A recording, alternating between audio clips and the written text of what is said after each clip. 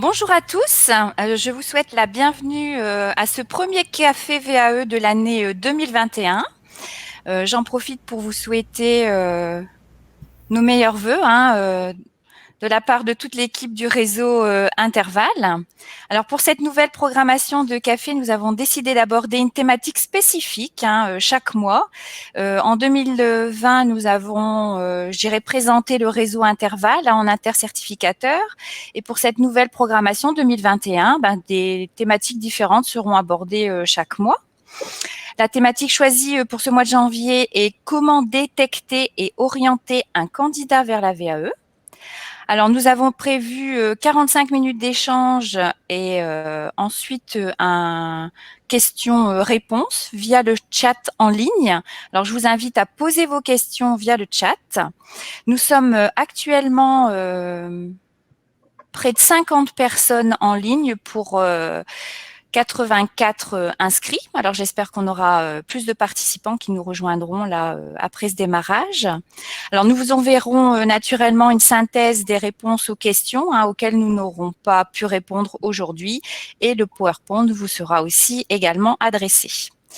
Alors, ce webinaire sera donc animé par moi-même, Béatrice Roland, chef de projet Interval et responsable du DAVA de Lille. J'anime ce réseau depuis une année et ce grâce à la collaboration renforcée des référents techniques des 8 ministères faisant partie de ce réseau. Interval fête ses 10 ans cette année.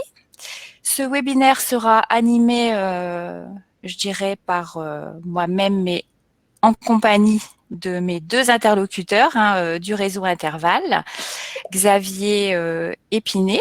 Je te laisse te présenter en quelques mots, Xavier. Oui, bonjour tout le monde. Je m'appelle Xavier Épinay, comme c'est noté sur la diapositive. Donc, je m'occupe du DAVA. Je suis responsable du DAVA d'Amiens depuis 2 ans maintenant. Le DAVA, c'est l'organisme de l'éducation nationale qui est chargé d'accompagner les candidats à la VAE sur des différents types de diplômes. Merci Xavier. Odile, je te laisse la parole aussi. Oui, bonjour à toutes et à tous. Odile Debluire, donc je suis coordinatrice VAE et conseillère VAE sur le CNAM Hauts-de-France, plus précisément Amiens, département Aisne-Oise-Somme. Et le CNAM est un organisme certificateur de l'enseignement supérieur. Il est également acteur du dispositif Interval. Merci Odile. Et vous voyez sur, je dirais, l'écran deux invités de marque, Caroline Ireza. Carole.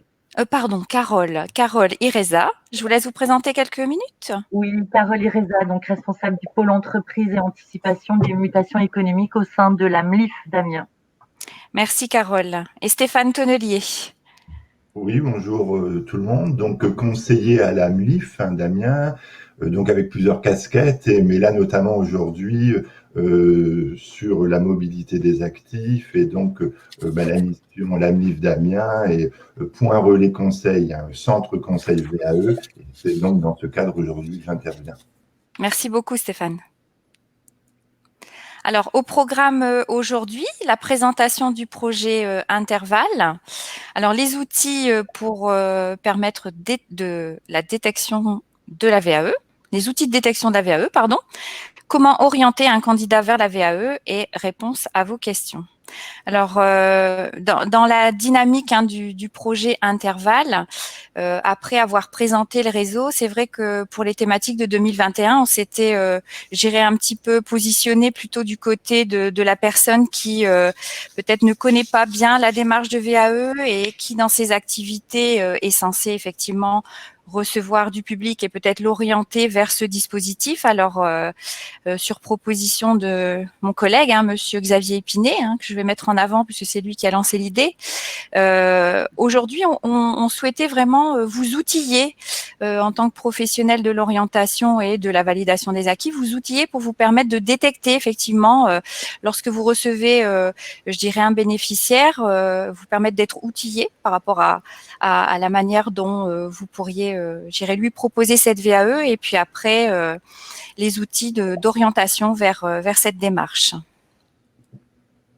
Alors, je vais prendre quelques minutes pour vous présenter le dispositif Intervalle. Alors, le dispositif, c'est un guichet donc VAE en Hauts-de-France, dispositif intercertificateur qui comprend un partenariat du ministère. Alors, les ministères engagés sont le ministère du Travail, ministère de la Transition écologique et solidaire, ministère des Solidarités et de la Santé, ministère de la Culture, ministère de l'Éducation nationale, ministère de l'Agriculture, de l'Alimentation, ministère de l'Enseignement supérieur, de la Recherche et de l'Innovation et ministère des Sports. Alors, c'est un projet qui est financé par la région Hauts-de-France. Projet, même dispositif, un réseau, guichet unique en Hauts-de-France, 80 centres avec à disposition 86 conseillers qui orientent le candidat vers sa démarche de VAE. Ce dispositif facilite l'entrée du candidat dans une démarche de VAE en région Hauts-de-France sur un large choix de certifications. On est sur 2200 certifications possibles avec un objectif commun, fournir une aide préparatoire à la recevabilité de la demande du candidat à la VAE via donc un CERFA unique. Alors cette aide préalable à l'engagement dans la démarche de VAE. Alors, on va donc lancer notre nouvelle thématique 2021, comment détecter et orienter un candidat vers la VAE. Et je vais donc laisser la parole à mon collègue Xavier Épinay. Je te laisse la main, Xavier. Très bien, merci beaucoup. Alors, on va parler de VAE et on va, dans un premier temps, donc aborder la détection de la VAE, comment détecter ce besoin. Et puis, ma collègue Odile prendra le relais tout à l'heure sur toute la partie orientation. Alors, la VAE, la validation des acquis d'expérience, c'est un dispositif majeur. On n'en parle pas assez. Pourtant, c'est un dispositif qui a 18 ans, même un petit peu plus maintenant, qui a donc été créé en 2002. Tout au long de son évolution, la VAE a pu évoluer de façon différente en fonction des intérêts des uns et des autres, de la facilité ou non à s'approprier la démarche, et puis parfois aussi à la financer. Les évolutions des financements ont pu s'opérer tout au long des années de manière à ce que maintenant, on arrive à trouver systématiquement une solution pour le candidat. Xavier, est-ce que tu peux... Pardon. Et sur le chat, on demande, est-ce que tu peux parler plus fort, s'il te plaît? Ah, je peux parler plus fort, d'accord. Ok.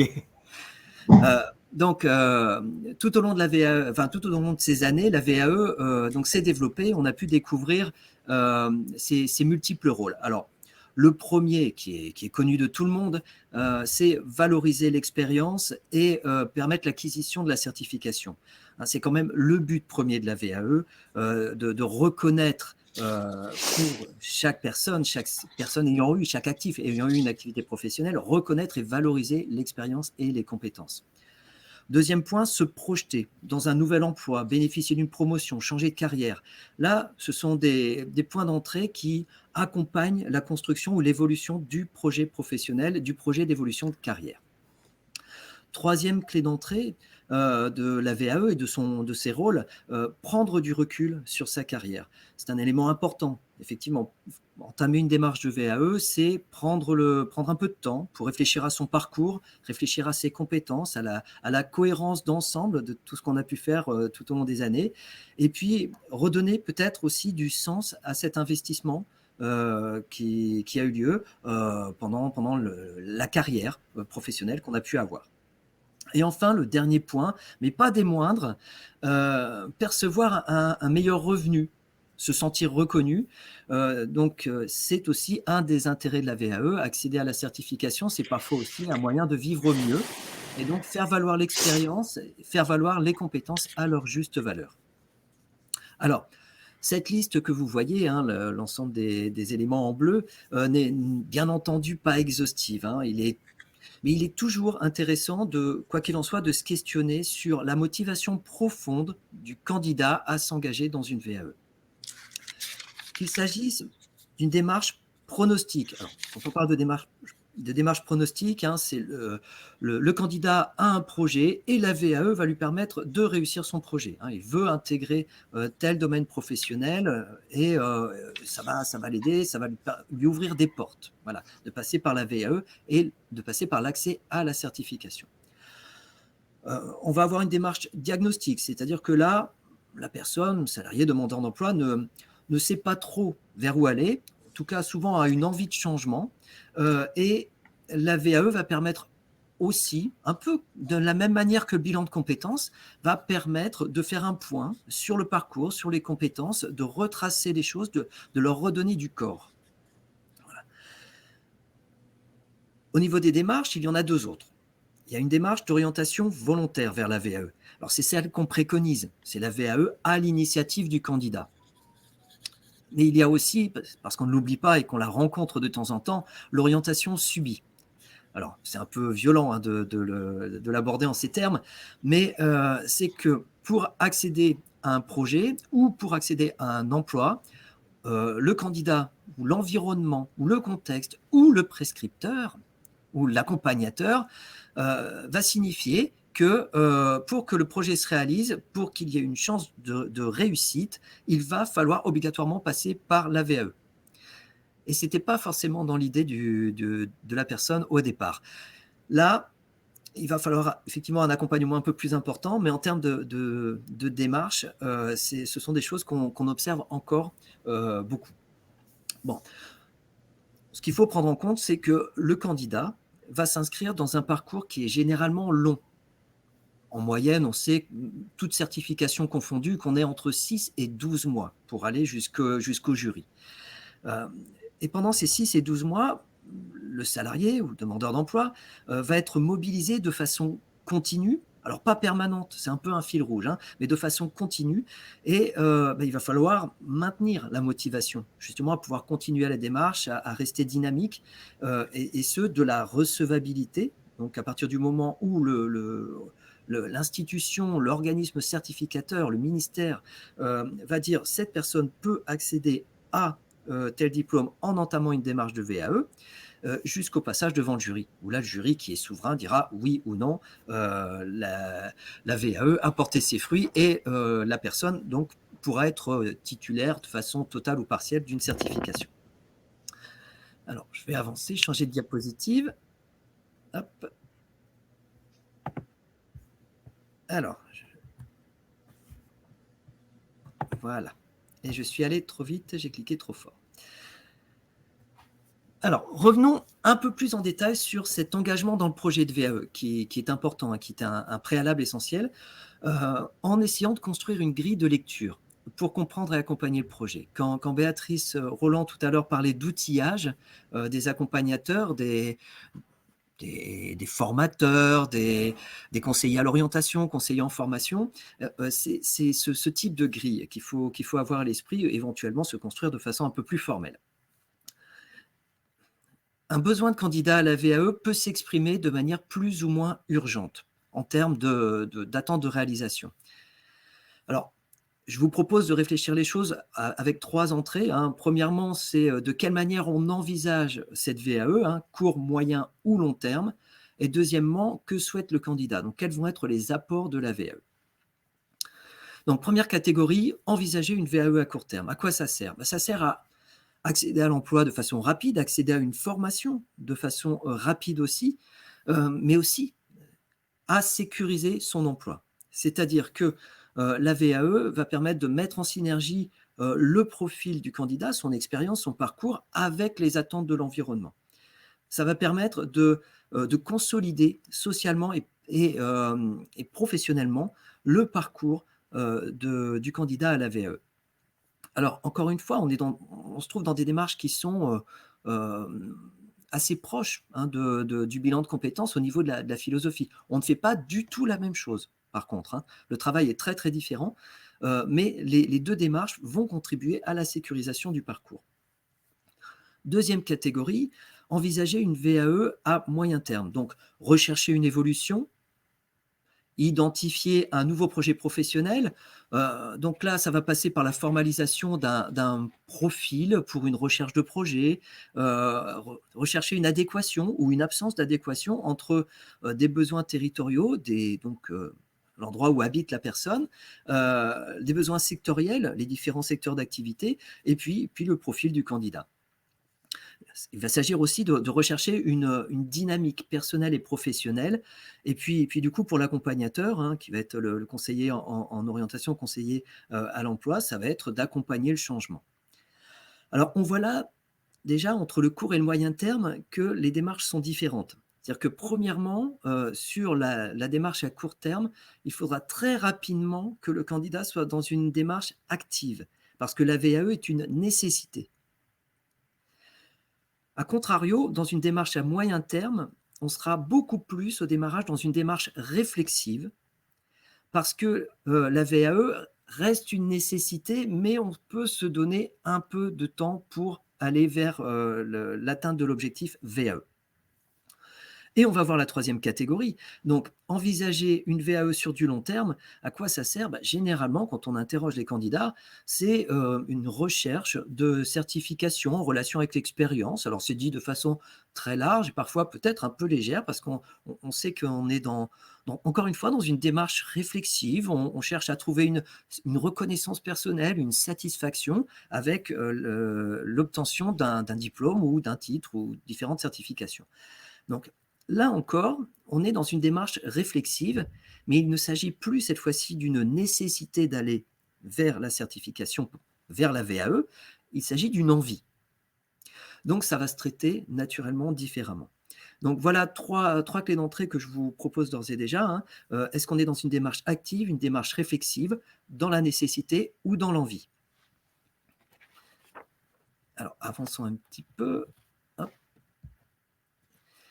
Alors, comme nous venons de le voir, le conseil, la communication, l'accompagnement sur le sujet, enfin sur le thème de la VAE, ça oriente directement le candidat, enfin plutôt, comment le dire autrement? Tout ce qu'on va pouvoir mettre en place, mettre en œuvre en termes de conseil, de communication et d'accompagnement va être orienté vers le candidat. Voilà, c'est-à-dire que ça va être une démarche des accompagnateurs divers et variés vers le candidat. Mais ça ne suffit pas. Ça ne peut pas suffire. C'est-à-dire que la VAE ne peut pas être qu'un outil qui va répondre aux besoins du candidat. Ce n'est pas pour ça que ça a été créé au démarrage. En tout cas, pas uniquement pour ça. La connaissance de l'environnement et la connaissance des secteurs d'activité doit pouvoir aider à la détection des besoins en VAE. Et cette fois-ci, je vous propose de réfléchir un petit peu différemment l'entrée VAE, c'est-à-dire de se poser les questions. Sur tel territoire, les entreprises sont en recherche de compétences correspondant à un niveau de certification.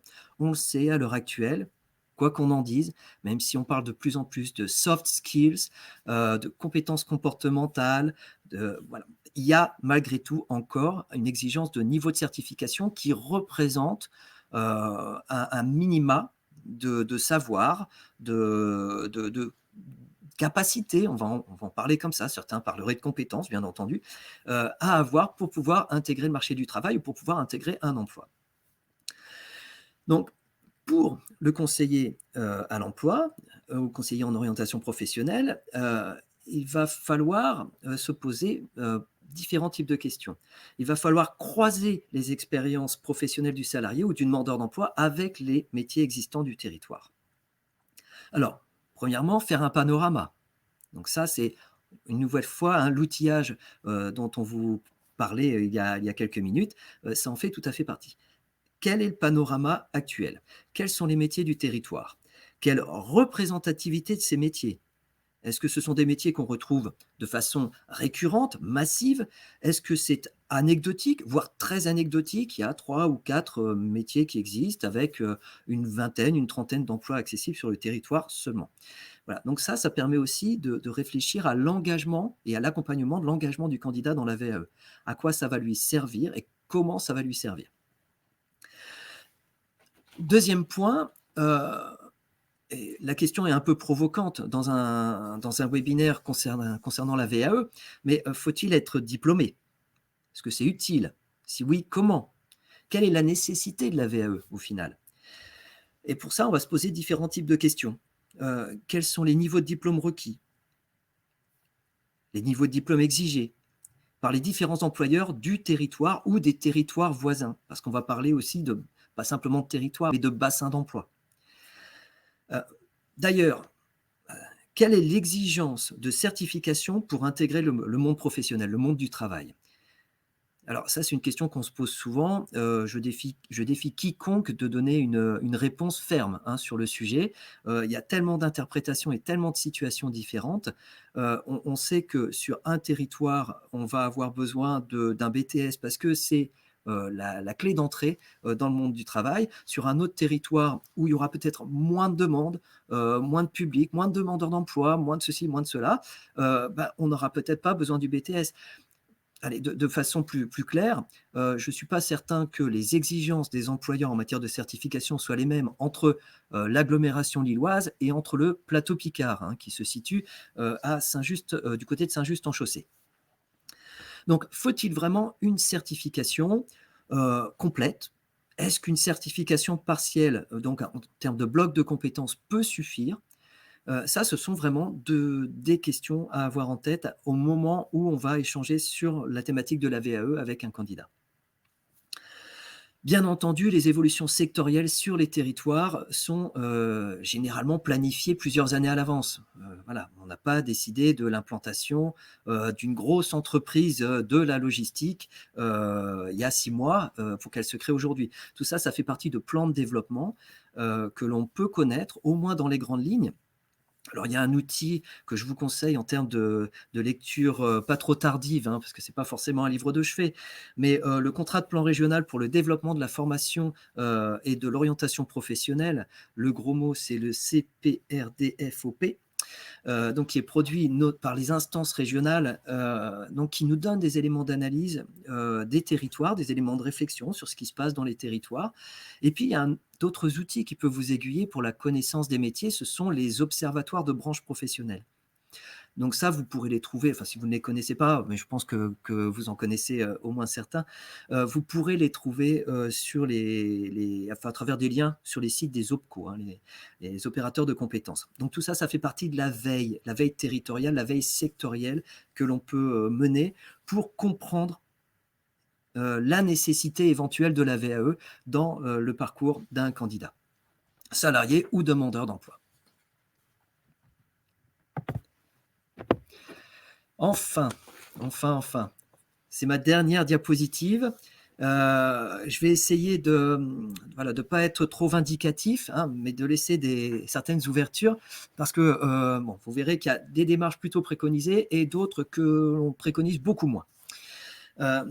Donc, c'est un schéma simpliste que je vous propose, avec des actions qui peuvent être menées par un conseiller à l'emploi, à la formation, à l'orientation professionnelle. Vous aurez la partie verte autorisée et la partie rouge à réfléchir fortement avant de s'y engager.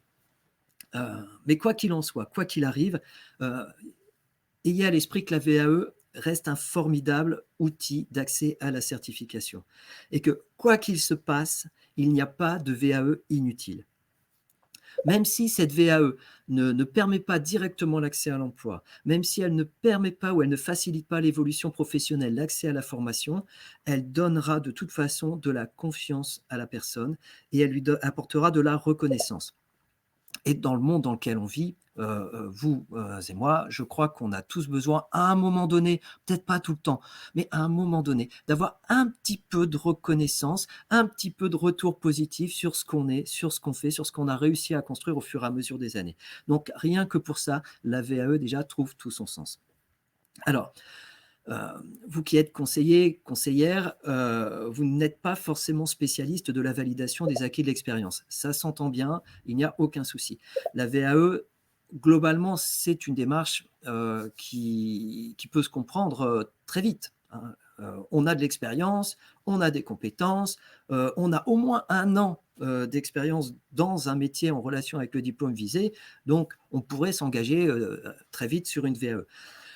Ça, c'est l'idée de départ, mais ça fait pas partie forcément de l'ensemble des procédures qu'il faut respecter, qu'il faut suivre pour pouvoir réaliser et réussir sa VAE.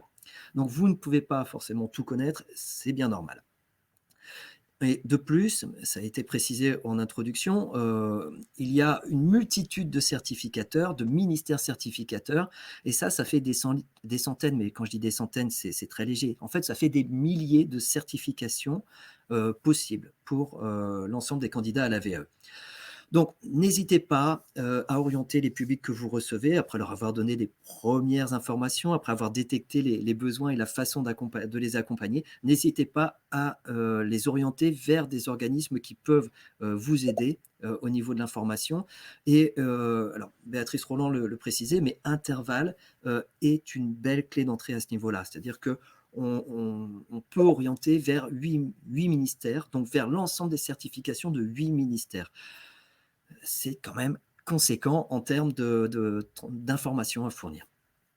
Alors, d'un autre côté, il faut aussi prendre en considération que les financements de la VAE sont multiples, que ce soit les CPF, les financements directs, enfin, vous en connaissez plusieurs, c'est multiple et ils évoluent. Donc, il n'y a plus de passe VAE depuis la fin 2020. Maintenant, il y a le chèque passe formation avec des nouvelles modalités qui sont en cours d'installation. Mais là, c'est pareil. Comment ça marche? Qui fait quoi? Surtout, ne restez pas tout seul, ne restez pas enfermé dans vos questionnements. Il y a plein d'organismes qui peuvent vous accompagner et vous aider sur ce sujet-là et vous aider à appréhender les solutions possibles en termes d'information. Et enfin, et c'est l'objet de cette diapositive, il est important de comprendre la VAE comme étant un outil parmi d'autres de la construction du projet professionnel. Alors, il faut effectivement, dans vos conseils, dans tout ce que vous pourrez communiquer auprès du candidat, vous pourrez proposer d'intégrer la démarche VAE. On a quelques éléments que je vous ai rappelés là. Vous pourrez aussi proposer de rencontrer les spécialistes de la VAE. Il y a plein d'organismes sur les territoires. Alors bien sûr, Interval en premier, mais il y a plein d'organismes sur les territoires qui peuvent fournir de l'information. Vous pourrez, en tant que conseiller, proposer des solutions financières pour la VAE. Vous en connaissez, il y en a plusieurs. Si vous ne les connaissez pas, ne vous inquiétez pas, là encore, vous pourrez être accompagné sur ce sujet-là. Vous pourrez aussi proposer de construire un projet d'insertion qui intègre la VAE. La VAE va être un outil facilitateur. Par contre, je vous propose d'éviter, ou je propose d'éviter, enfin, vous prendrez le terme comme vous le souhaitez, de prescrire d'office une VAE. Tant que le candidat ne s'approprie pas la démarche, ça ne fonctionnera pas. Voilà. Donc, c'est une démarche, une nouvelle fois, qui est longue, qui est parfois difficile, parce qu'elle remet en cause beaucoup de choses. Le fait de redonner du sens à un parcours professionnel n'est pas anodin. Donc, ça doit être mis en œuvre à l'initiative du candidat. Deuxième point, je vous préconise d'éviter, donc d'orienter vers un seul opérateur de la VAE. Vous avez peut-être eu l'expérience d'un organisme qui accompagne à la VAE, ça s'est très bien déroulé, soit, pas de souci, mais ça s'est très bien déroulé pour un candidat, pour 2 ou pour 3 qui ont apprécié les méthodes de travail, l'organisation, enfin voilà, tout s'est bien passé pour eux. Cependant, les méthodes d'approche sont multiples et à l'instar, une nouvelle fois, c'est marrant les parallèles que je fais ce matin, mais avec le bilan de compétences, je vous invite à essayer de proposer 2 ou 3 organismes qui vont proposer des méthodes d'accompagnement qui seront différentes. Je préconise aussi de la même manière de ne pas promouvoir une certification particulière, parce que ça peut arriver de temps en temps. Votre voisin a eu un bac pro commerce, ça tombe bien, votre cousine a aussi eu ce bac pro commerce, c'est très bien le bac pro commerce, ça permet d'accéder à l'emploi, etc., etc. Donc, vous allez inviter votre candidat à partir vers le bac pro commerce. Je caricature, bien entendu, vous ne faites pas ça. Quoi qu'il en soit, il n'est pas dit que le bac pro commerce soit le plus adapté par rapport au parcours du candidat. Il y a plusieurs certifications par rapport à des métiers identiques. Donc, attention aux raccourcis, attention à ne pas aller trop vite. Il y a une démarche avant de rentrer vraiment dans le cœur de la VAE, c'est l'aide préparatoire à la recevabilité. Donc cette démarche-là, elle va aider justement à bien détecter, à bien orienter. Voilà. Et le quatrième point, en termes de détection et ensuite d'orientation, donc ça me permet de faire la transition avec le propos qui parviendra dans quelques minutes, le propos d'Odile. Proposer une seule voie d'accès à la certification ne peut pas forcément s'entendre à l'heure actuelle. Il y a 4 voies d'accès à la certification. La formation initiale, celle qu'on a tous vécue, donc collège, lycée, université éventuellement. Il y a la formation en apprentissage, qui existe depuis fort longtemps et qui se développe depuis 2018, depuis la dernière réglementation.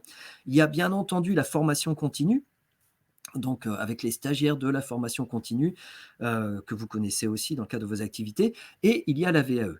Alors avec ces 4, alors on va en enlever une, on va enlever la formation initiale, parce que quand vous recevez des candidats, ils ne sont plus en formation initiale, généralement ils dépendent des 3 autres possibilités, donc ça fait 3 possibilités différentes d'accéder à la certification à travers de la VAE, à travers de la formation. Donc, voilà, ne pas s'enfermer. La VAE ne va pas forcément répondre à tout et il y a parfois la nécessité de passer par la formation pour aller à la certification. Il y en a, quoi qu'il en soit, pour tous les goûts, tous les besoins, toutes les attentes en termes de propositions de parcours. Alors voilà, par rapport à la VAE, par rapport à ces candidats à la VAE, eh ben c'est à vous de les détecter, c'est à vous de leur donner envie aussi d'y aller, de se lancer dans cette démarche. C'est à vous de les accompagner pour donner du sens afin que chacun puisse accéder à la certification qui correspond à son parcours, qui correspond à son projet, à ses aspirations.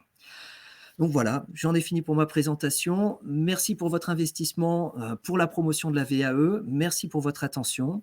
Et puis je vais céder la parole à Carole et puis à Stéphane pour un témoignage sur ce thème de la détection, donc en relation avec leur établissement qu'ils vont présenter aussi.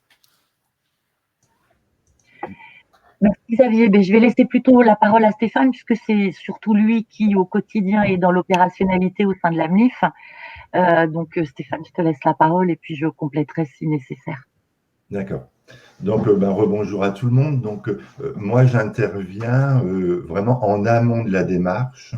Alors, je vais rejoindre sur certains propos ce qu'a pu préciser Xavier. Donc, moi, mon rôle donc, on est centre, point relais conseil VAE, centre conseil VAE. Et donc, je suis vraiment là pour donner de l'information sur la VAE, sur le processus, sur les procédures et du conseil. Je reviendrai sur le conseil après. Donc, j'insiste bien, Xavier l'a dit aussi sur, pas tout de suite bien entendu, mais Xavier a parlé de durée de la VAE. C'est vrai que quand je donne du conseil, je vais bien préciser que la personne va devoir se mobiliser un certain temps, souvent plusieurs mois, sur cette démarche VAE. Je vais bien expliquer les différentes étapes de la VAE, donc le livret 1, dit de recevabilité, le livret 2, l'accompagnement possible, bien entendu, sur ces étapes-là, et le jury. Quand je parle de ces différentes étapes, je vais bien préciser les choses par rapport au parcours des personnes. Il faut vraiment qu'il y ait une adéquation, alors j'allais dire parfaite, vraiment s'appuyer sur l'expérience de la personne que je reçois. Donc moi, je reçois aussi bien des demandeurs d'emploi que des salariés qui sont orientés par différents partenaires. Et donc, revenir quand même sur l'expérience de la personne, s'appuyer sur cette expérience, faire un diagnostic, voir la pertinence de la demande ou du projet, voir en tout cas dans quel cadre cette VAE va est demandée en tout cas par la personne que je reçois. Et après, je vais aussi intervenir sur une aide, aider, repérer à la certification qui peut, ou les certifications qui pourraient correspondre au parcours, au profil de la personne que je reçois. Donc, je vais travailler avec différents outils. Donc, avant, il y avait le RNCP, maintenant sur France Compétences. Et je vais bien insister sur alors, cette corrélation parfaite donc, entre le parcours et comment j'allais dire, le diplôme visé, d'accord? Donc, je vais rapidement aussi être amené à parler du référentiel du ou des certifications envisagées. Donc, je vais donner du conseil aux personnes. On va aller sur différents types de sites. Et quand on a le référentiel, je vais bien préciser à la personne ce qui lui permettra de bien analyser, de bien voir si par rapport à son expérience vécue, aux compétences exercées, aux activités exercées, si elles correspondent justement par rapport au référentiel d'une certification. Après, par rapport à une certification qu'on a pu, qu'on pourrait envisager, qui pourrait être ciblée, je vais rapidement évoquer les différents certificateurs. Et donc, comme Xavier Épinay l'a précisé, donc c'est vrai que le DAVA aujourd'hui, avec Interval, regroupe 8 ministères valideurs. Et c'est vrai que rapidement, je vais, si la personne est prête après à s'engager. Moi, je donne du conseil une fois que j'ai fini, entre guillemets, que mon entretien et mes conseils ont été donnés. Je vais demander à la personne de bien réfléchir, de bien repointer, c'est ce que je disais tout à l'heure par rapport aux différents référentiels qu'on a pu évoquer ensemble. Et après, souvent, je redonne les coordonnées. Alors, étant moi sur Amiens, c'est vrai que je vais souvent passer par Interval et le DAVA d'Amiens, mais je peux être aussi amené à recevoir des personnes qui, de par leur expérience, de par leur cursus et de par leur demande, envisagent éventuellement des certifications avec sur de l'enseignement par exemple supérieur. Et on a déjà pris contact des fois avec des certificateurs en dehors de notre région. Hein. Je pense à quelqu'un que j'ai accueilli il y a quelques mois, qui est parti sur Angers de mémoire, qui est parti. Dans un premier temps, on a pris contact avec l'université de cette ville et le service VAE donc de cette université pour que la personne soit mise en relation avant d'envisager justement qu'il y ait un échange avant d'envisager donc le dossier 1, le livret 1 dit de recevabilité. Voilà. Donc moi, j'interviens vraiment sur...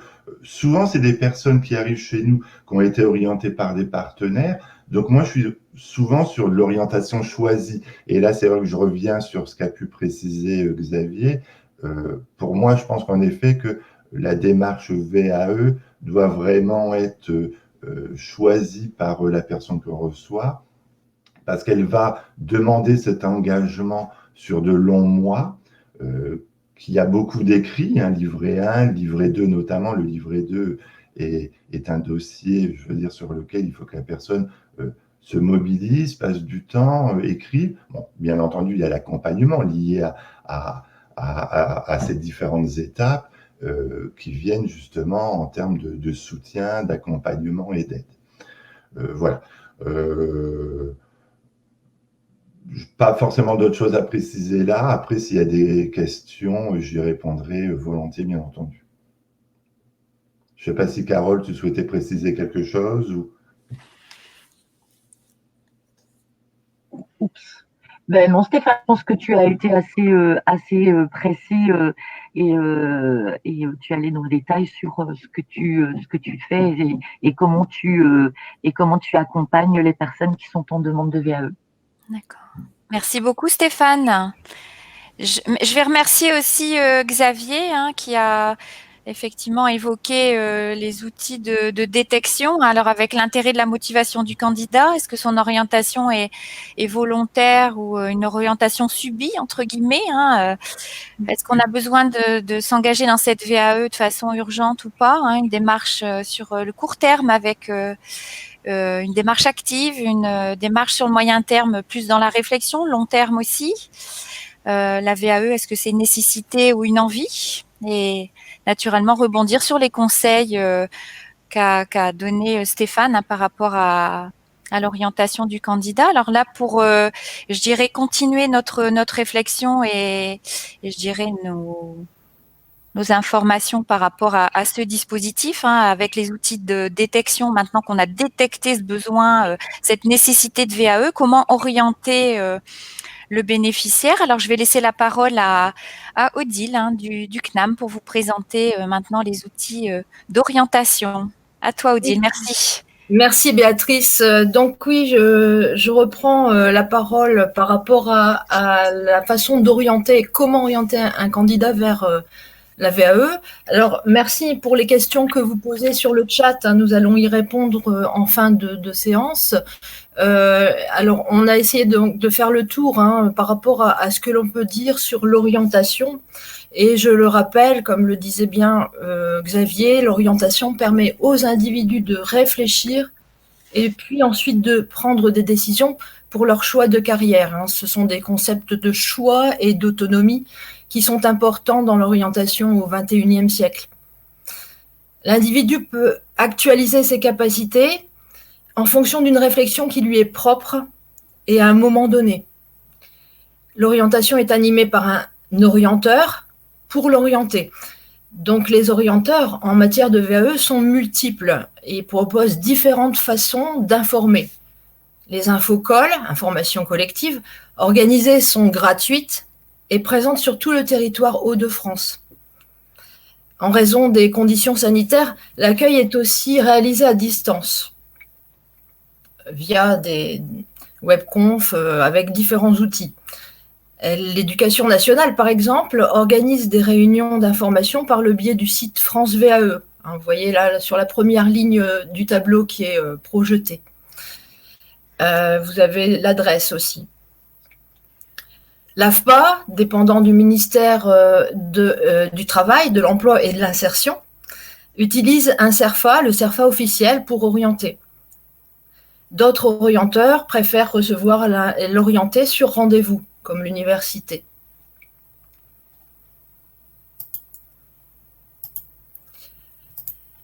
Sur les Hauts-de-France, il existe une carte élaborée et mise à jour par intervalle. L'orienteur et l'orienté peuvent s'y référer pour trouver le centre le plus proche du domicile de l'orienté, en fonction de la nature de son expérience. Vous pouvez, donc là par exemple, hein, sur la carte qui est un petit peu petite, désolé pour c'est petit, mais bon, c'est en format paysage il aurait fallu faire en portrait, mais enfin bref, vous pouvez retrouver cette carte sur le site Intervalle. Donc, vous pouvez distinguer, par exemple, le CVA, Centre de validation des acquis à Vervins, dans l'Aisne. Et il s'agit d'un centre, hein, qui dépend du ministère de l'Agriculture et qui est hébergé par le lycée agricole de la Thiérache. Un éleveur souhaitant valider un BTS A, production animale, par la VAE, sera orienté plutôt sur ce lycée s'il est installé dans l'Aisne, ou sur le CVA du Paraclet, à côté d'Amiens, s'il réside dans la Somme.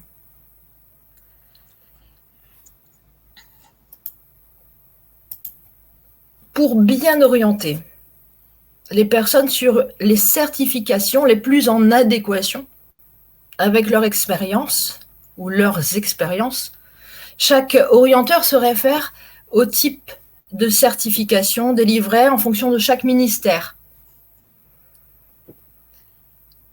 Vous voyez ici les orienteurs, hein, sur la colonne de gauche, et les certifications ou les types de certification qui pourraient correspondre aux pré-candidats VAE. chaque orienteur, donc j'appelle les orienteurs chaque ministère, est formé par intervalle régulièrement pour se professionnaliser et connaître un peu plus les spécificités de chaque certificateur. Il dispose également d'un annuaire et mis à jour régulièrement par intervalle pour communiquer avec le réseau des certificateurs présents sur le territoire Hauts-de-France. Alors, par rapport aux objectifs du candidat qui s'oriente ou s'auto-oriente avec l'aide de l'orienteur, pour bien orienter, pour que le pré-candidat à la VAE puisse mener sa propre réflexion, il appartient à l'orienteur de l'aider à bien choisir le diplôme visé et à définir les objectifs correspondants. En premier lieu, le pré-candidat à la VAE est amené à bien faire la distinction entre l'organisme certificateur et l'organisme accompagnateur, partenaire de l'organisme certificateur qui propose, lui, l'organisme, souvent un organisme de formation, accompagnateur, un accompagnement à l'intéressé pour aboutir à la validation du diplôme qui est fait par le certificateur. Il faut considérer l'expérience du dossier VAE avec un grand E, l'expérience bénévole et aussi toutes les formations suivies en lien avec la certification. Tout est pris en compte, expérience avec un grand E. Encore une fois, il appartient à l'individu de préciser ou non si ces éléments dans son dossier. Il choisit d'être accompagné dans la démarche VAE. Le conseiller VAE pourra en discuter avec lui et l'aider à faire le tri. L'esprit de la loi conduit à la validation totale d'un diplôme ou d'un titre professionnel. Il existe des statistiques disponibles et reprises sur Interval, sur le site interval-vae.fr, dans la rubrique « Les chiffres clés ». Par exemple, dans le bilan VAE 2019, que vous pouvez télécharger, vous pouvez lire en page 23 que 51,6% des 287 dossiers examinés a abouti à une validation totale dans le domaine social, au niveau du ministère des Solidarités et de la Santé. 51,6% des 287 dossiers. Voilà, donc on peut, en fonction de la certification qui intéresse l'orienté, lui présenter aussi des statistiques mises à jour régulièrement. Si un risque de validation partielle est détecté lors de l'étude de la recevabilité, il est conseillé à l'orienté de bien vérifier les possibilités de compléter le diplôme par la formation. Le cas échéant, il lui appartient de mesurer le risque du tout ou rien s'il n'y a pas de formation qui peuvent compléter cette VAE partielle. Par exemple, pour un DSCG, un bac plus 5 exigé, c'est le bac plus 5 qui est exigé dans la voie de l'expertise comptable pour être stagiaire, expert comptable stagiaire et préparer le DEC. Le taux de validation totale en VAE est de 33%. Enfin, la VAP, V-A-P-P, que vous avez sur le slide en bas, la validation des acquis professionnels et personnels peut être une alternative à la VAE. Quand on parle de VAP, il s'agit de demander l'accès à une formation lorsque l'on n'a pas le diplôme prérequis pour entrer en formation. Par exemple, dans l'enseignement supérieur, si nous détectons un risque important de validation partielle sur une licence en ressources humaines, pour une personne n'ayant ni bac plus 2, nous pouvons proposer à la personne, suivant son parcours, soit de faire une VAP, VAPP, pour entrer en L3, soit de demander un BTS assistant manager par la VAE, ou de demander un titre professionnel, AFPA, un titre de gestionnaire de paie, par exemple. Là encore, c'est l'individu qui choisit, en connaissance de cause. Il met en adéquation son parcours professionnel avec le référentiel des diplômes visés.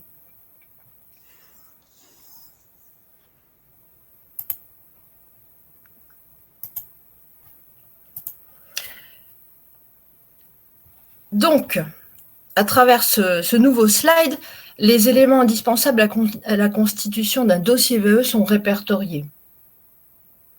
Durant l'étude de la recevabilité et pendant l'accompagnement VAE, le candidat s'attache à expliquer l'évolution de son parcours professionnel et personnel.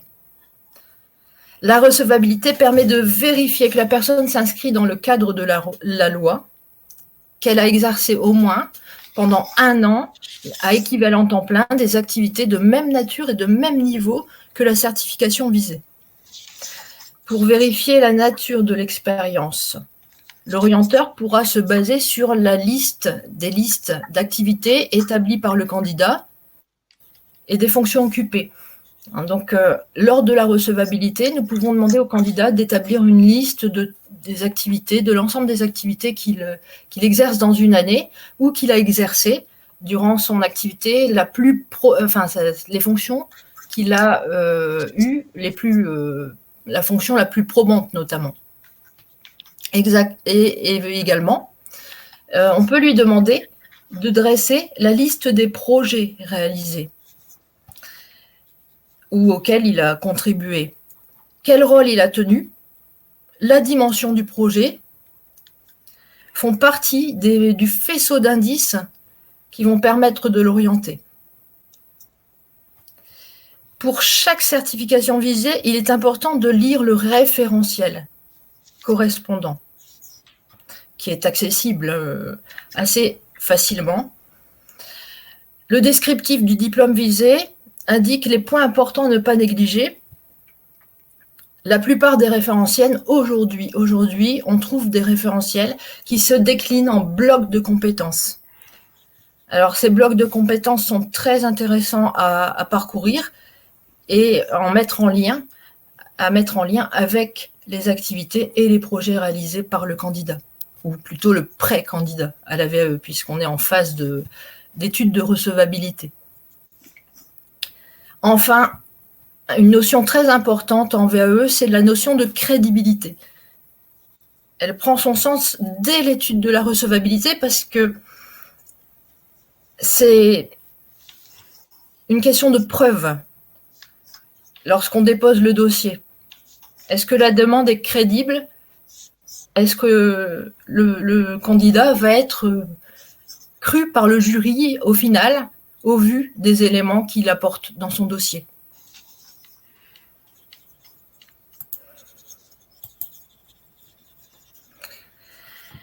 La phase d'aide préparatoire, vous l'avez compris, à la recevabilité est primordiale.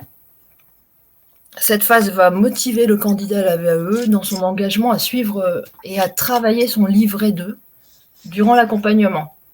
Donc, on parle de livret 1 pour l'aspect recevabilité, où on va vérifier notamment toutes les preuves du candidat et la mise en regard avec le référentiel dans les grandes lignes des blocs de compétences.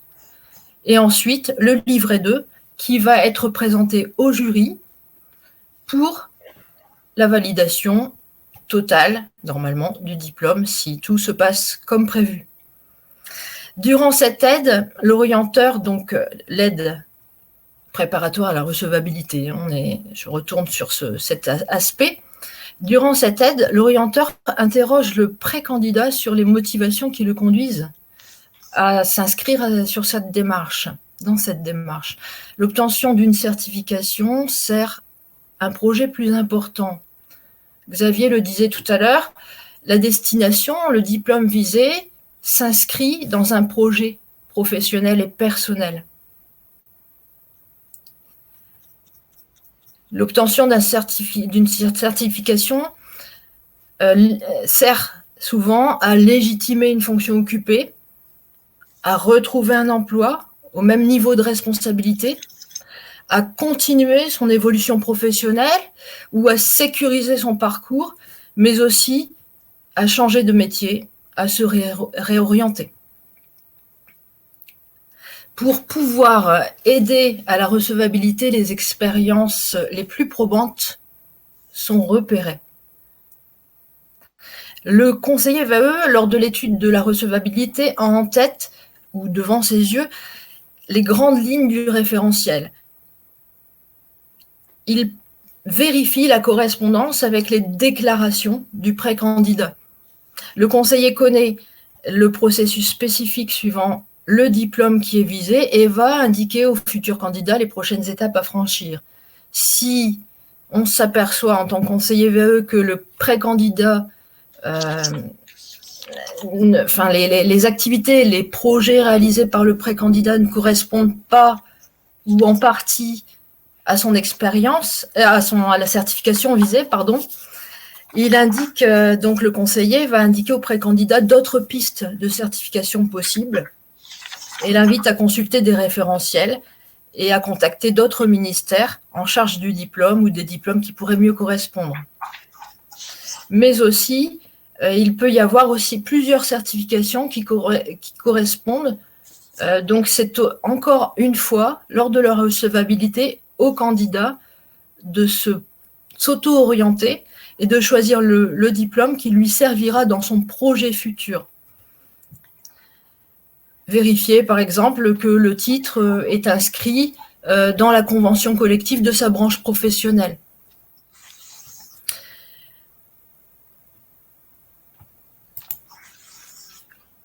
La notion de guichet unique que véhicule Interval, c'est le dispositif Interval qui est propre aux Hauts-de-France, à la région Hauts-de-France, est essentiel en ce sens que le candidat à la VAE a besoin d'être orienté dans sa démarche, mais il a le choix de la certification, il choisit en fonction de ses motivations, de son projet.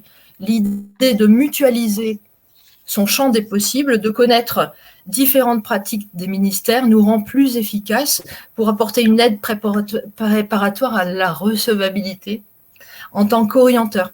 Avec Interval, il s'agit de s'améliorer continuellement dans nos pratiques et dans le partage d'informations en matière de VAE. Voilà pour la présentation. J'espère que j'ai été assez claire. Merci Odile. Donc, je crois que nous allons demander à la mission locale un témoignage de cette pratique. Oui. Nous allons laisser la parole à Carole. Stéphane. Ah, c'est Stéphane. On laisse la parole à Stéphane. Et j'ai un écho par contre.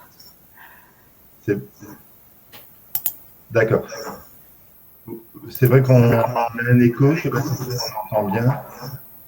On vous entend bien, mais on a un écho. Donc, non, pour rebondir sur ce que disait Odile de Buire, c'est vrai que moi, par exemple, pour bien préciser les choses, quand je reçois une personne, alors une fois expliqué, là je ne reviens pas sur ce que je disais tout à l'heure, mais sur la recherche de la certification, je vais vraiment travailler sur le référentiel. Alors, si les personnes sont en présence, on va imprimer le référentiel. Si on est à distanciel, on va travailler via les différents outils informatiques. Et par rapport au référentiel, moi, une de mes pratiques, c'est je fais cocher, par exemple, Milo, ou alors oui, je sais faire, j'ai acquis, j'ai déjà exercé. Et vraiment, comme le disait Odile de Buire, une certification, le référentiel va être décliné en différents blocs de compétences. Chaque bloc de compétences va être décliné par des unités de formation.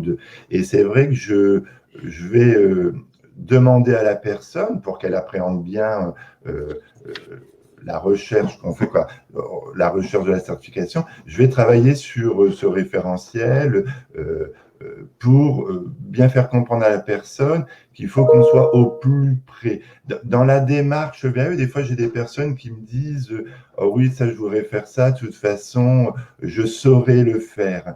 Mais non, là, dans la démarche VAE, on est vraiment sur j'ai exercé, je sais faire, j'ai acquis et j'ai l'expérience. Et c'est à partir, donc, vraiment une adéquation parfaite, j'ai envie de dire, une corrélation parfaite entre le référentiel et ce qu'a vécu, ce qu'a exercé, ou ce qu'exerce, ça dépend si la personne la personne que je reçois. Donc, on est vraiment sur ce travail, moi, que j'exerce en entretien. Et après, je charge à la personne, mais comme le disait Odile, moi j'interviens en amont, hein, donc une fois que ce travail est fait, donc de prendre contact avec le ou les certificateurs via les différents points d'information qui existent. Je ne sais pas si vous souhaitiez que je reprécise d'autres choses ou... Je pense pas, Stéphane. On va clôturer la partie orientation. J'ai pas eu l'occasion de remercier Odile pour sa présentation et reprendre le cours des questions. Je vais simplement, comme j'ai fait avec la présentation de Xavier sur l'orientation. Alors par rapport à ce que présentait Odile, on est bien sur on vous enverra de toute façon le PowerPoint sur chaque ministère à des modalités de prise de contact. Vous aurez ça sur le PowerPoint avec la cartographie de l'ensemble des centres intervalles en Hauts-de-France. Alors je reviens sur ce que disait Stéphane. C'est vrai que en tant que expert, parce que moi je me situe aussi en tant que responsable du dispositif académique de validation des acquis de Lille par rapport au diplôme d'éducation nationale. Quand on parle de référentiel, Stéphane, je comprends qu'on puisse donner cette information, mais la lecture d'un référentiel, c'est lié aussi à l'exercice d'un métier. Ça fait que on peut donner l'information, mais je pense qu'il est vraiment très très important d'orienter la personne vers le certificateur pour avoir, je dirais, la juste compréhension des activités. Je dis pas qu'il faut pas le faire, Stéphane, mais ça m'a un peu. C'est une première information, voilà, c'est ça. C'est ça, c'est une première étape qui permet d'orienter vers une réflexion, voilà, sur le type. Ce travail que je fais, que je demande à la personne de faire sur le référentiel, lui permettra après d'aller vers le bon certificat, le certificateur est envisagé en fait.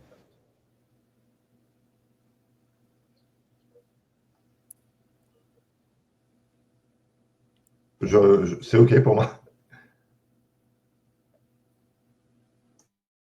Il n'y a pas de souci pour moi. Alors,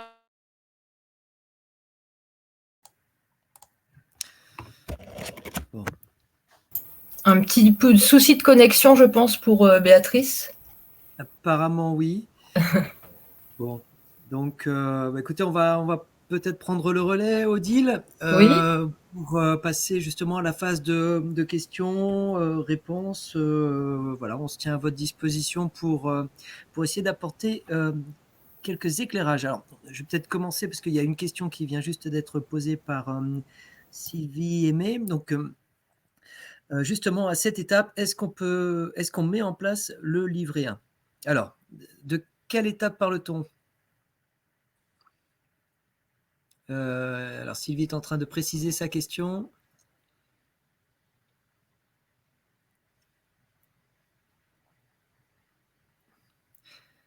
Alors, est-ce que dans les premiers échanges, on met en place le livret 1 ? J'ai l'impression que la question est celle-là, mais je voudrais vérifier avant tout, ou avant d'apporter une mauvaise réponse. Alors. Je ne sais pas si vous m'entendez, je suis de retour. Oui, Béatrice, on t'entend de nouveau. Et puis pour les autres participants, n'hésitez pas à vous aussi nous interroger, profiter du temps qu'on a ensemble. C'est un plaisir d'essayer de vous répondre. Alors, Sylvie, en tant que conseillère et après avoir vu les certifications, moi je propose de remplir les livrets 1. Alors, qui a envie de répondre à cette question-là ? Moi, je renverrai vers le certificateur. C'est ce que je disais tout à l'heure avant d'être coupée. Je suis désolée, mais c'est vrai que Xavier, dans sa présentation de détection, on peut détecter une envie de VAE et se lancer déjà dans un premier conseil. Je dirais que le réseau intervalle, sa mission, c'est vraiment une aide à la constitution du livret 1. Ça veut dire que en tant que responsable de ce projet, généralement, quand je présente le réseau intervalle, la première question qu'on me pose, c'est mais les pics PRC existent-ils encore, hein, point information conseil, point relais conseil, hein, on était dans cette mission de premier choix. Aujourd'hui, la région n'a pas redéposé d'appel d'offres concernant ces missions. Ça veut dire qu'elle considère que le réseau Interval prend le relais, c'est-à-dire qu'elle considère que la compétence VAE de la région aujourd'hui existe grâce à ce projet. En tant que chef de projet, moi, je bénéficie d'une subvention pour proposer chaque année un nouveau projet à la région pour valoriser le dispositif de VAE. C'est-à-dire que la démarche de VAE est encore méconnue. Tous les ans, on dépose un projet alors en intercertificateur, en accord avec les 8 ministères, un projet au mois d'octobre qui sera validé là ici en février en commission permanente pour 2021 avec des axes stratégiques de communication, de qualité, de professionnalisation de tous les acteurs pour vraiment avoir, on va dire, la représentation de la démarche avec des certificateurs, c'est-à-dire que des personnes qui ont, je dirais, cette connaissance. Alors, vous qui travaillez en mission locale, en pôle emploi, tous ces conseillers donc qui sont sur de la détection, de l'orientation. Je comprends qu'on ait aussi envie d'aider le candidat, mais si je peux me permettre, Sylvie, moi je dirais plutôt si vous avez, enfin je vois Carole qui bouge aussi, mais si vous avez j'irai détecter le diplôme déjà, je trouve que c'est pas mal. Envoyer vers le certificateur qui a la compétence pour moi. Enfin, je veux pas vous froisser, hein, Sylvie, mais je pense que comme disait Xavier tout à l'heure, la démarche de VAE, c'est vraiment quelque chose qui peut changer la vie de quelqu'un.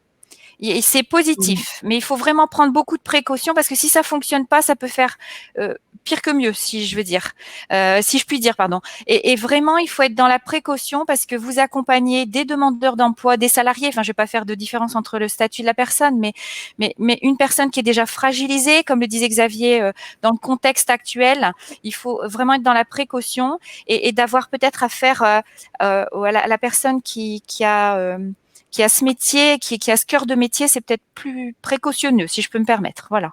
Xavier. Si je peux me permettre, excusez-moi, si je peux me permettre, effectivement, je confirme, Béatrice, ce que vous venez de dire. Notre rôle n'est pas de constituer le livret 1 avec la personne. Non. Voilà, voilà, Stéphane a bien expliqué, a bien détaillé ce qu'on faisait effectivement nous au sein de la MIF avec les candidats, on va dire entre guillemets quels qu'ils soient. Et après, on passe le relais. On n'est pas là pour, enfin voilà. Je crois que on travaille effectivement nous avec le réseau Interval, hein, Stéphane, et avec les différents certificateurs, avec les différents, mais on ne va pas jusqu'à constituer le livret 1 avec la personne. C'est pas notre rôle. Non, je vous remercie Carole. Alors moi j'ai la double casquette, chef de projet Interval depuis avril 2019 et j'ai la chance aujourd'hui d'avoir pris la responsabilité du dispositif académique de validation des acquis de Lille.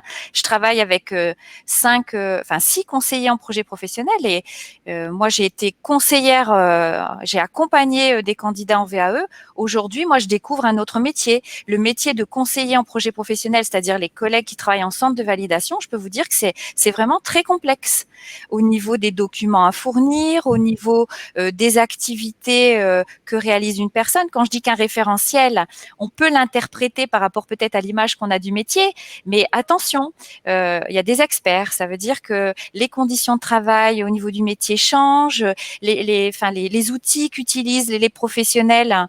Et moi, je me mets vraiment à la place du bénéficiaire parce que pour avoir accompagné des candidats, je peux vous dire qu'une VAE qui n'est pas réussie, ça peut vraiment faire de la peine à la personne. Et puis, en même temps, quelqu'un qui sort d'une situation difficile, elle va avoir vraiment un nouvel élan.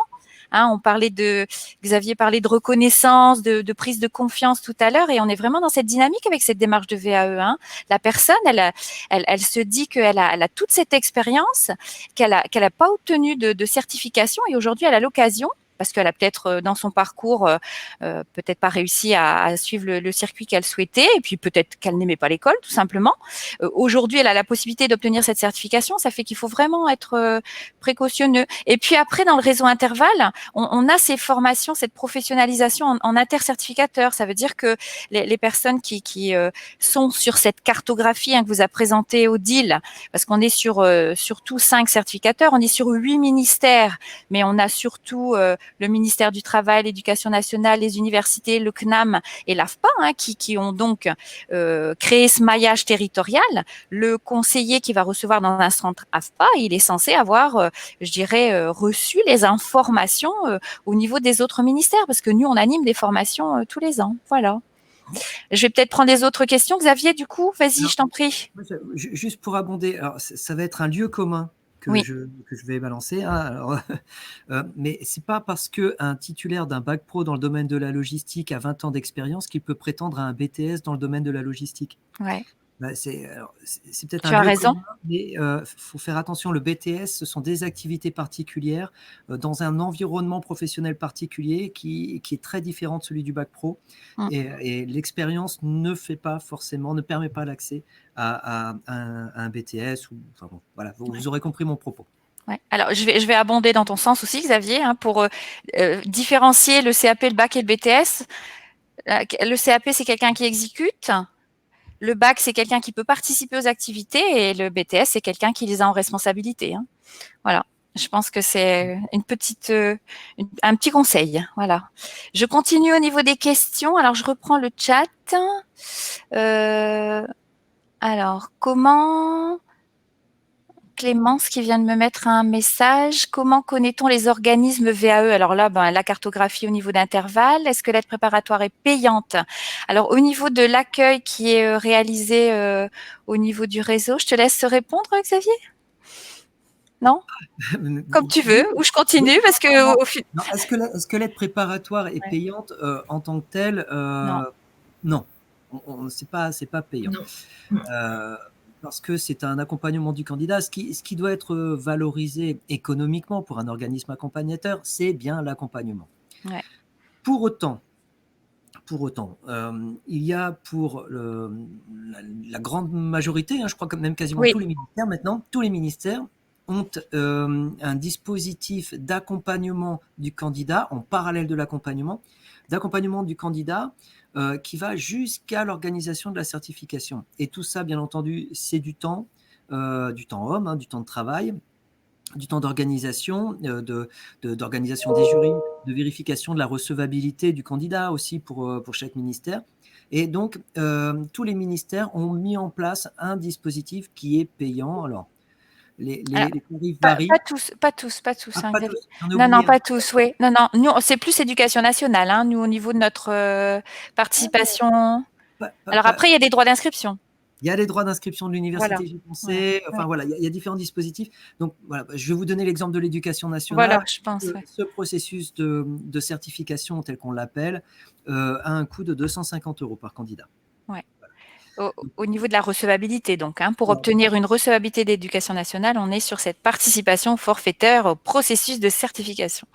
Voilà, c'est-à-dire que ça ne prend pas en compte que la recevabilité. C'est à partir du moment où le candidat s'engage pour la recevabilité, c'est la recevabilité, puis ensuite le suivi et l'organisation du jury. Merci Xavier.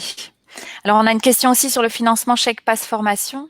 Alors, le pass VAE, effectivement, c'est clôturé au 31 décembre. Alors, on a travaillé avec les collègues là, sur la nouvelle modalité, donc un chèque passe formation opérationnel. Alors, pour l'instant, non. Je dirais que l'idée, c'est qu'effectivement, pour bénéficier d'un financement, donc un demandeur d'emploi qui bénéficiait précédemment du pass VAE, aujourd'hui, pourrait, grâce au chèque passe formation, obtenir le financement de son accompagnement via l'application CPF, mais aujourd'hui, elle n'est pas encore active. On attend encore des précisions à ce niveau. Alors, ce qu'on peut peut-être oui, je t'en prie, Xavier.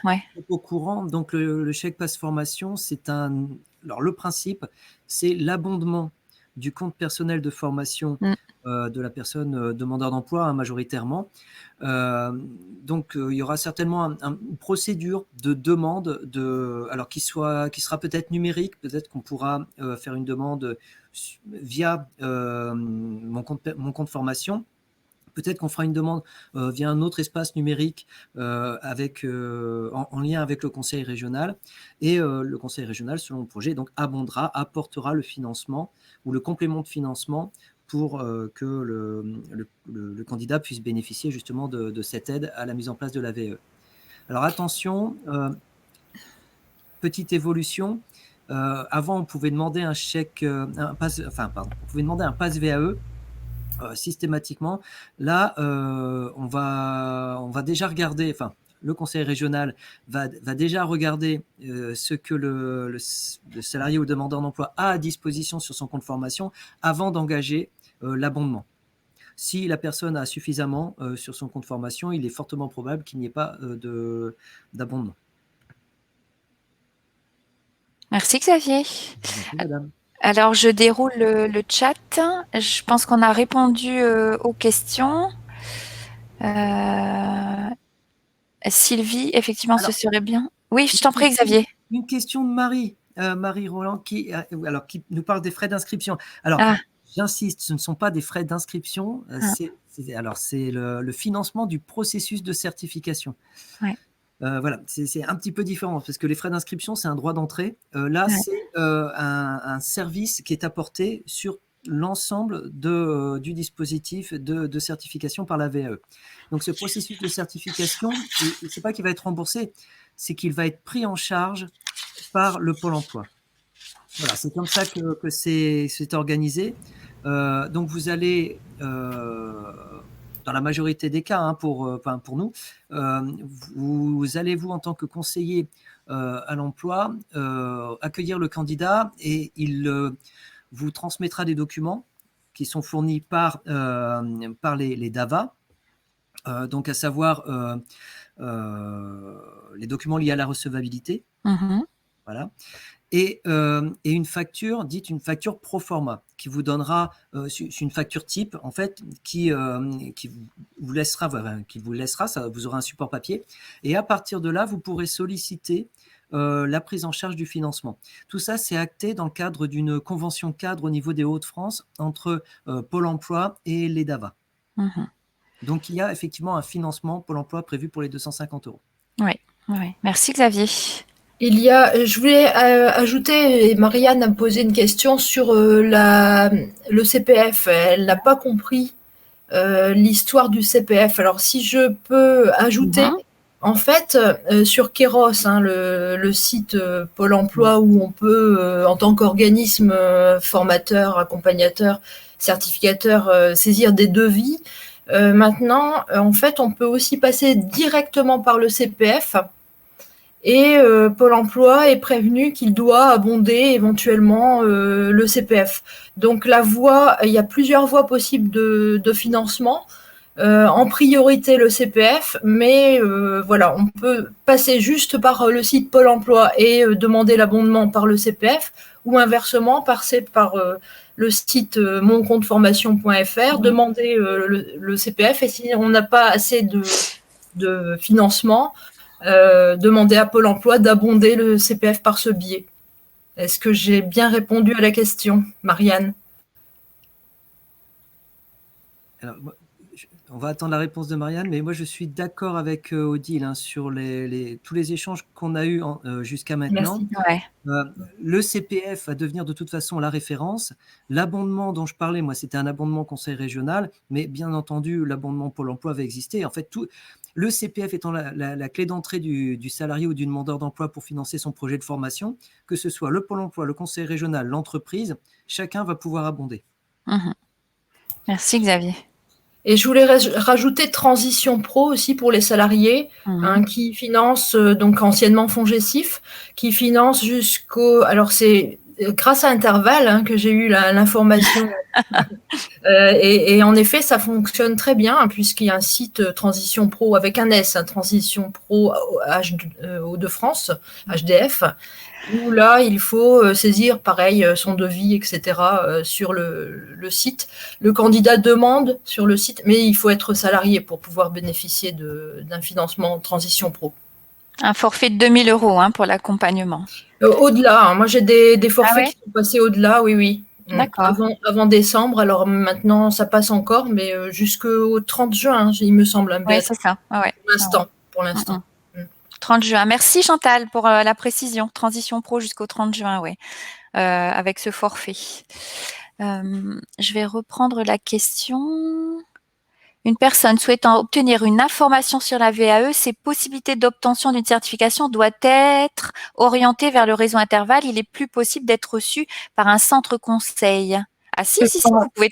Voilà, Carole, vas-y, je t'en prie, bien sûr. Oui, bien sûr que cette personne peut être reçue par un centre conseil, alors ex-PRC, PRIF, enfin voilà, des centres maisons de l'emploi, enfin voilà. Toujours. Bien évidemment, c'est toujours le cas.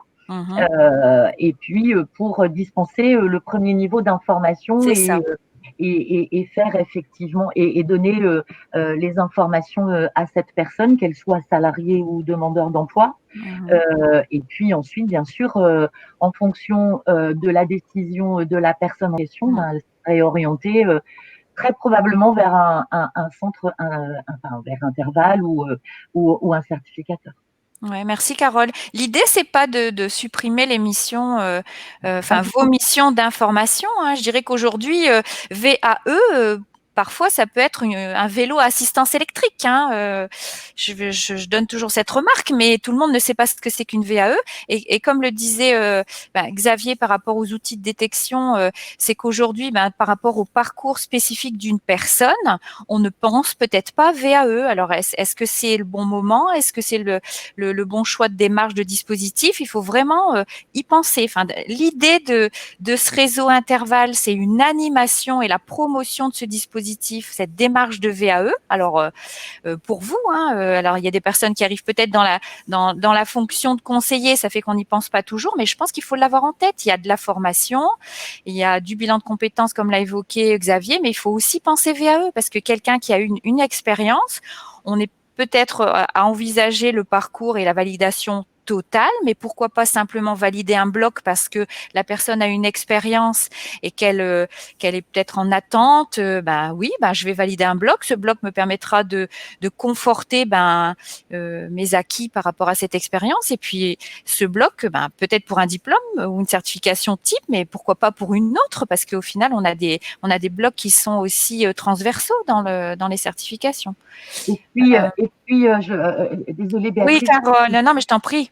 Je trouve en tout cas que pour nous, alors Stéphane, tu pourras rebondir après, mais pour nous qui sommes effectivement ex-PRT, c'est confortable de savoir qu'il y a un réseau qui nous permet effectivement d'orienter une personne qui regroupe en son sein plusieurs ministères de façon à voilà, ça évite d'être un petit peu pas perdu, mais en tout cas, voilà, tout est centralisé et c'est plutôt confortable pour nous, quoi.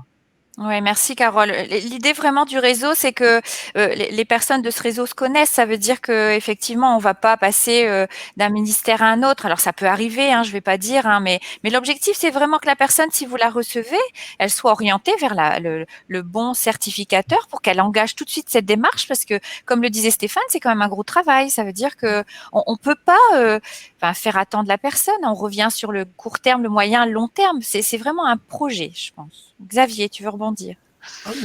Non, je te voyais dans ta réflexion. Odile. Moi, je voulais rebondir par rapport au bon moment. C'est-à-dire qu'à un moment donné, le pré-candidat est prêt à s'engager dans une VAE. Il faut pas le laisser entre guillemets poireauter ou attendre une réunion qui arrivera dans 2 mois. Non, c'est maintenant. Il est prêt. Il a besoin de son diplôme pour un projet XY et il ne faut pas le démotiver. Avec Interval, on peut gagner du temps et éviter que le candidat soit entre guillemets baladé entre chaque certificateur. On va être plus efficace et donc plus réactif à sa demande. C'est dans ce sens-là, en fait, que le guichet unique est intéressant. D'accord. Merci Odile. Et je vois que Rose a mis une précision pour le chèque passe formation. Effectivement, on n'a pas de de capital CPF au niveau du demandeur d'emploi par rapport à l'abondement de la région. C'est spécifique au chèque passe formation, à la nouvelle, formule. Et après, Chantal nous a précisé, nous a laissé le site pour Transition Pro. Merci beaucoup, Chantal. Alors, à l'affiche, comment nous contacter via le site Interval. Moi, je vous conseille de vous connecter pour, comme a expliqué Odile, la cartographie, les chiffres clés, des témoignages, les contacts au niveau des certificateurs. Si vous avez besoin d'informations, vous pouvez envoyer vos questions via le formulaire de contact@interval-vae.fr. Alors, nous avons aussi un numéro unique auquel répond Susan Vallard, notre nouvelle assistante de projet, au 03 62 59 57 42. Alors, grâce au financement de la région, on a donc une personne qui est chargée de la communication au niveau du projet Interval. Alors, je vais remercier Clémence Lalo qui nous permet de réaliser ce webinaire grâce à son professionnalisme au niveau de l'organisation, notre préparation et support. Alors, elle est active, le réseau est actif sur LinkedIn, Facebook, et nous avons créé ici fin d'année une chaîne YouTube sur laquelle vous pouvez revoir l'ensemble des replays. Alors, replay sur la thématique intervalle pour, on va dire, la fin d'année, les jeudis rendez-vous Café VAE, le jeudi de 9h30 à 11h. Vous avez les replays de 2020 et vous avez aussi accès aux replays d'autres webinaires que nous avons animés à l'attention d'un autre public, les entreprises. Nous avons eu l'occasion de présenter la démarche VAE avec le CNAM et une entreprise qui réalise des VAE collective, l'entreprise EDF, et deux webinaires sur le Montreuilois aussi pour présenter la démarche de VAE aux entreprises, et un témoignage de candidat qui a réussi, qui a obtenu son diplôme et qui a accepté de participer à un webinaire pour présenter son témoignage. Ça peut être des supports aussi pour vous, pour montrer effectivement et valoriser la démarche de VAE. Alors là, la dernière slide, on a répondu à vos questions, je pense, j'espère. Prochain rendez-vous, donc le 18 février sur justement la thématique de financement. Nous avons le plaisir d'organiser ce webinaire, donc Café VAE, le 18 février en compagnie des acteurs de Transition Pro qui vont nous présenter ce type de financement. Et le 25 mars, un autre webinaire sur la thématique d'accessibilité à un lieu l'accessibilité pour les bénéficiaires d'un lieu d'accès au numérique. C'est-à-dire que on vous présente la cartographie des 80 lieux qui font partie du réseau Interval, mais dans notre réflexion du projet, on s'est dit que tous les candidats à la VAE n'ont pas toujours un accès, je dirais, facile au numérique, grâce à la région, la DRJSCS a été missionnée pour créer une cartographie des lieux d'accès au numérique en Hauts-de-France. Alors, des lieux d'accès qui permettent simplement de pouvoir consulter, des informations ou envoyer des documents, ou alors un lieu où là on pourra se former au numérique, ou même un lieu où on pourra être accompagné dans ces démarches. Et le webinaire du mois de mars, on aura le plaisir d'accueillir Madame Duchemin qui a créé cette cartographie, et je pense que ça peut être un outil pour vous en tant que conseiller pour permettre aux bénéficiaires d'avoir un accès au numérique. En tout cas, c'est vraiment dans la dynamique du réseau Interval. Écoutez, je vais vous remercier pour votre attention. Nous restons tous à votre disposition pour répondre à vos questions via le formulaire de contact au niveau du réseau. Écoutez, je vais vous remercier tous les quatre pour votre participation, Xavier, Odile, Stéphane et Carole. Merci aussi d'avoir participé à ce webinaire. Merci Stéphane pour votre témoignage par rapport à vos bons conseils auprès des bénéficiaires. Alors, la démarche, elle s'inscrit dans un projet personnel, comme le disait Xavier et puis Odile, avec une dimension socio-économique, comme l'a précisé Xavier. Et je dirais que pour le mot final, moi, je vous dirais, ayez le réflexe, un site Interval, et puis les bons contacts. Tous les conseillers du réseau sont à votre disposition pour répondre à vos questions. Merci pour votre écoute. Rendez-vous au mois de février, puis au mois de mars, et puis toute une nouvelle programmation jusque fin d'année. Merci beaucoup. Bonne journée à tous. Bonne journée. Au Au revoir. revoir. Au revoir.